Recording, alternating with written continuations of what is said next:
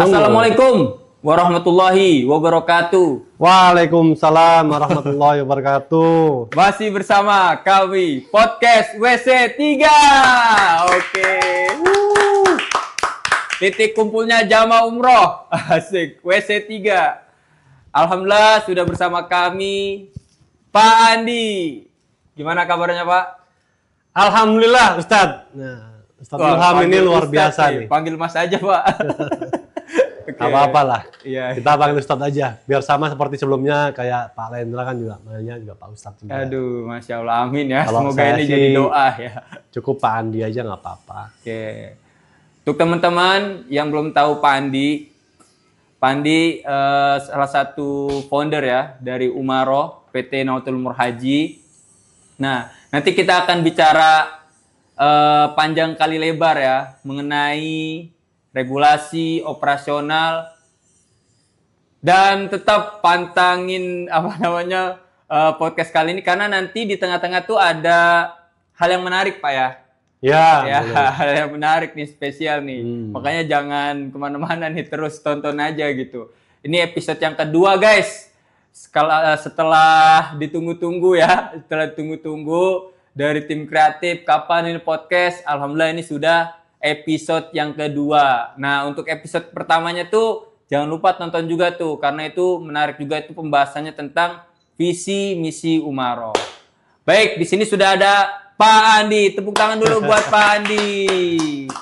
Pak, ini kita live juga nih Mas. Live juga. Kita live juga di Instagramnya Umaroh Indonesia. Yo, gokil. TikTok nggak ada TikTok Pak? Jadi nggak ada. TikTok nggak ada. Nggak ada. Kita baru ada Instagram aja. Jadi silakan aja Ustadz, kita ngobrol santai. Santai. Silakan menggali mengenai apa itu Umaroh. Kalau kemarin itu kan kita sudah menyambung nih, dari apa yang disampaikan oleh rekan saya juga, yaitu Pak Lendra. Dia sudah menyampaikan mengenai visinya Umaroh itu seperti apa, ya. Bagaimana kita punya mimpi Umaroh itu seperti apa, insya Allah sudah disampaikan sama si Pak Lendra, ya. Saya hanya mengulas sedikit saja bahwa kita Umaroh ini adalah punya visi. Visinya apa? Yaitu kita ingin membantu, memudahkan siapapun yang ingin menjadi pesiar Baitullah. Ya. Jadi itu teman-teman sekalian. Jadi ya insya Allah niat mulia kita ini dari PT Nawaitul Umroh Haji ini Mas Ilham, ya, Ustadz, ya,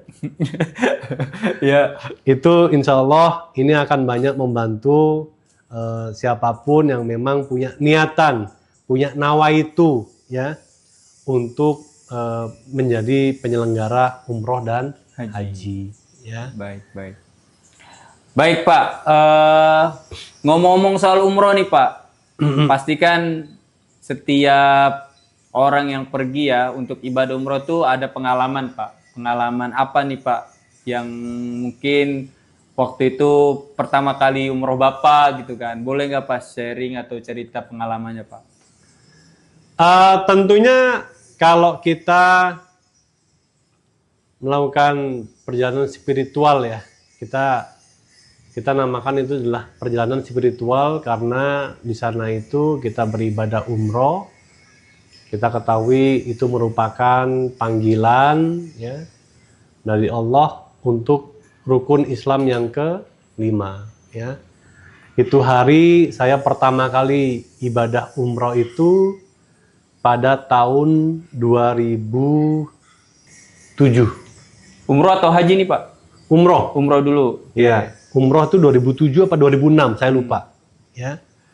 Nah, 2006, 2007 saya lupa itu, ya alhamdulillah.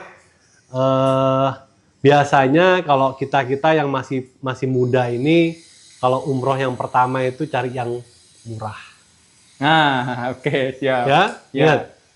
Kita masih belum paham itu yang namanya fasilitas, hotelnya pelataran, terus kemudian dia walking distance, naik pesawatnya apa itu kita nggak paham. Yang penting murah. Murah, betul. Nah, kita pilih yang murah saat itu. Jadi betul saja murah itu kita dapatnya pesawatnya transit. Transitnya juga lumayan di kota atau di negara yang agak terpencil, ya. Terus kemudian hotelnya juga rada jauh, Oke. ya. Dan ya kesan pertama ya tidak ada satu hal yang terlalu mendalam. Cuman kesan pertama pada saat kita umroh tentunya adalah bagaimana ya kita pertama kali melihat Ka'bah. Bagaimana getarnya kita itu pas pada saat kita, oh Ka'bah, Ustadz. Ya. Ya. Dan saya yakin Ustadz juga pas berangkat pertama juga Ka'bah. Ka'bah. Oh, ternyata Ka'bah kayak gini ya? Iya. Gitu. Ya. Nah itu ekspresinya pasti macam-macam. Iya. Macam-macam itu adalah yang bergetar, langsung menangis, langsung berdoa panjang lebar sambil menangis. Ya. Karena yang selama ini, ya kalau kita bicaranya dari mulai kita kecil, dikasih ajaran sama orang tua, sama guru, kita sholat menghadap ke kiblat, ya. Tapi selama ini kan kita hanya baru lihatnya dari video, dari TV, dari foto gitu. Tapi pada saat pertama kali kita ngelihat, tentunya tiap-tiap orang punya pengalaman yang berbeda-beda. Okay. Kalau saya jujur kata, tumpah semua. Okay. Tumpah semua.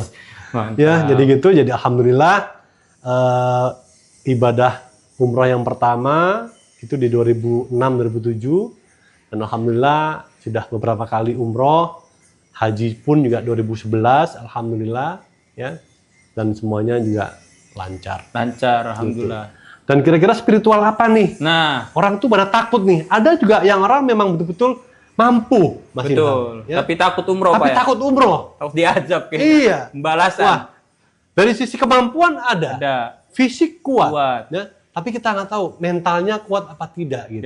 Ya. Nah ini tentunya tempaan-tempaan dari kita keseharian itu ya mencerminkan juga kalau memang dia merasa bahwa masih banyak dosa apa semuanya. Tapi seharusnya sih ya kalau niatnya kuat sih berangkat aja nggak apa-apa. Ya. Kadang ada orang yang sana langsung diadab, ya, langsung dibales, ya. Ada juga seperti itu. Ya. Kalau saya merasakan seperti itu apa enggak? Ada sih. Ada. Dan itu betul. Saya merasakan betul itu. Saya merasakan betul. Ya. Apa yang menjadi tingkah laku kita, apa yang keseharian kita, dosa-dosa kita. Ya mungkin kita sempat satu ketika tuh saya merasa bahwa ini memang dosa saya, ini memang kelakuan saya, gitu. Oke. Ya. Dan saya juga melihat ada orang terdekat saya juga sama-sama berangkat, itu juga sama, memaksakan berangkat, memaksakan untuk mencium Hajar Aswad, dibalas di situ betul, saya merasakan dan saya melihat betul. Gitu. Jadi, tapi jangan kemudian menjadikan jangan takut, ya. Iya. Itu nggak apa-apa. Insya Allah dengan kita berangkat, kita terbalaskan di sana, kita menjadi nol lagi. Memang Pak, kan ada hadisnya kan ya. Yeah. Dari umroh 1 ke umroh berikutnya tuh sebagai penghapus dosa kan. Iya, betul. Oke, siap. Jadi gitu Ustadz, jadi insya Allah kita semuanya, kita berdua di kantor ini, satu Indonesia, satu dunia, insya Allah akan terus bisa melaksanakan ibadah umroh dan haji lah. Mantap. Ngomong-ngomong soal umroh nih Pak, kita kan ada rencana juga pengen buka paket umroh khusus owner travel nih Pak. Wih keren. Mantap, itu menarik tuh Pak. Nanti Pak Andi tour leadernya nih gimana?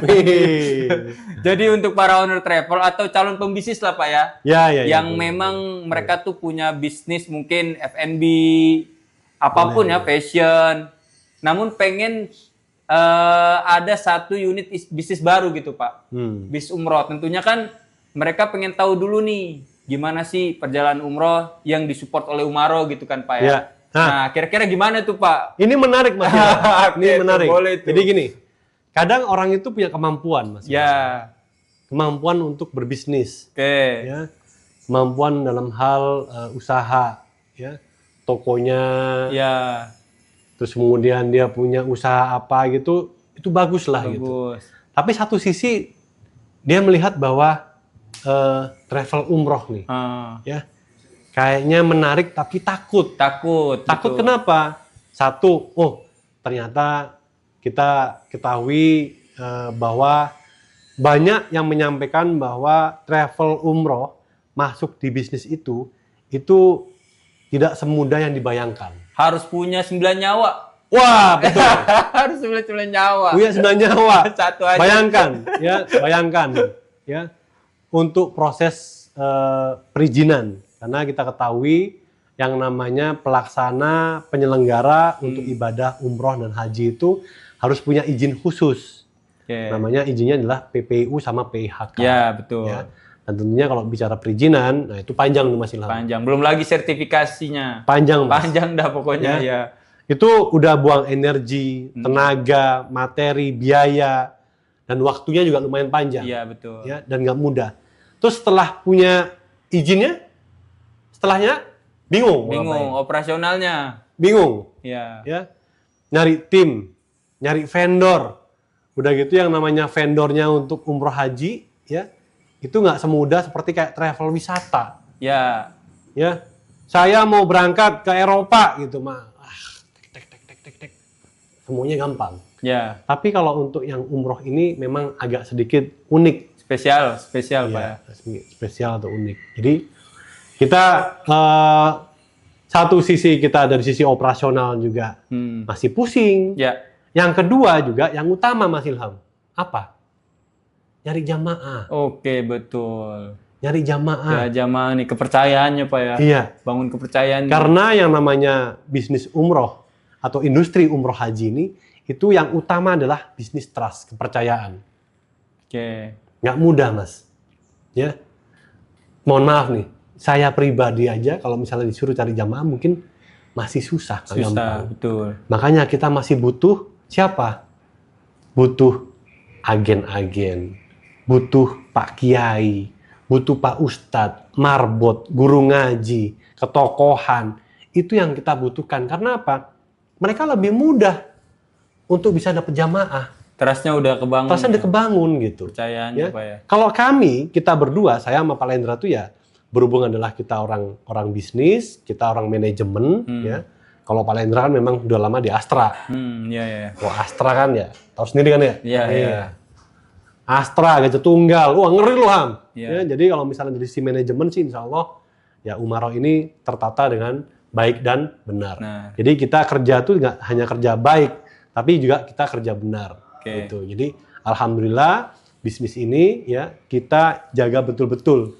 Gitu. Jadi kembali lagi bahwa mencari jamaah atau mendapatkan jamaah itu effortnya juga luar biasa. Setelah mendapatkan jamaah, menghantarkan jamaah ke tanah suci itu juga butuh satu hal yang manajemen yang bagus, Mas Ilham. Oke. Tidak yang manajemen warung. Ya. Ya. Yang utama apalagi? Jamaahnya sudah dapat, jamaahnya berangkat, bagaimana jamaahnya ini bisa mendapatkan services yang bagus, utama. yang bagus betul. Seperti dengan kita punya slogan di kita punya rompi, ya. Hospitality. Oh, when hospitality meets spirituality. Artinya apa? Ya, kita memberangkatkan jamaah untuk mendapatkan satu spiritual, ya. Yang tadi Mas Ilham bilang untuk menghapus dosa. Ya. Oke. Biarkan jamaah itu betul-betul khusyuk dalam beribadah. Ajib. Urusan masalah angkat-angkat koper, usulah dokumen, untuk ngurusin hotel, pesawat, check-in, semuanya itu biarkan tim kami, tim Umaroh, tim operasional Umaroh. Ajib. Nah, tapi tidak hanya kemudian kita hanya menghantar dengan baik, dengan benar, tapi bagaimana servisisnya. Ya, bagaimana yang namanya jamaahnya itu pas pulang, alhamdulillah, mabrur. Terus sudah gitu berkesan bahwa saya diberangkatkan dengan mitra-mitra Umaroh. Kok ya enak ya, kok ya happy, kok ya berkesan, kok ya saya bisa serta-merta bisa ngomong sama tetangga saya, bisa ngomong sama teman saya, saudara saya, lo mau umroh, carilah mitra-mitranya Umaroh. Karena itu pasti diberangkatkan dengan baik dan benar, amanah, ya, happy, dan tentunya pengen bolak-balik dengan si mitra Umaroh tadi itu. Gitu Mas Ilham. Jadi ya itu tadi Umaro ini adalah sebagai dapur. Dapur, betul. Ya, mitra-mitra kan tidak kita tadi, yang mitra-mitra yang Pak Kiai, Pak Ustadz, yang ketokohan, yang guru ngaji, yang memang jago dalam hal mencari jamaah, itu adalah garda terdepan kita. Itu adalah agen-agen kita yang mana mereka adalah mitra Umaro. Mereka nggak usah pusing lagi yang namanya gimana ngurus perizinan. Tenang, ya. Anda semua menjadi mitranya Umaro, itu adalah sudah menjadi keluarganya Umaro. Yang mana Umaro ini, satu, izinnya sudah valid, PPU-nya. Yang kedua, ini Mas Ilham. Sertifikat. Oh, bukan main-main ini. Akreditasi untuk PPU-nya kita A. Oh, gokil Haji, gitu Mas Ilham. A, gini no. Gokil. Oh, meskipun kita tergolong memang baru ya. Kita berapa baru. lama, Pak? Ya, alhamdulillah kita di bawah manajemen kita itu kita start mulai dari Agustus 2024 Mas Ilham. 2024. Agustus 2024 itu kita pertama kali memberangkatkan jamaah dan alhamdulillah sekarang sudah 1.600 jamaah tanpa gagal berangkat. Alhamdulillah. Amin. Jaminan Pak ya. Ya. Murah itu bukan jaminan, ya. Tapi ada juga yang murah tapi toppingnya luar biasa. Nah, itu ngeri juga tuh Mas. Itu ngeri.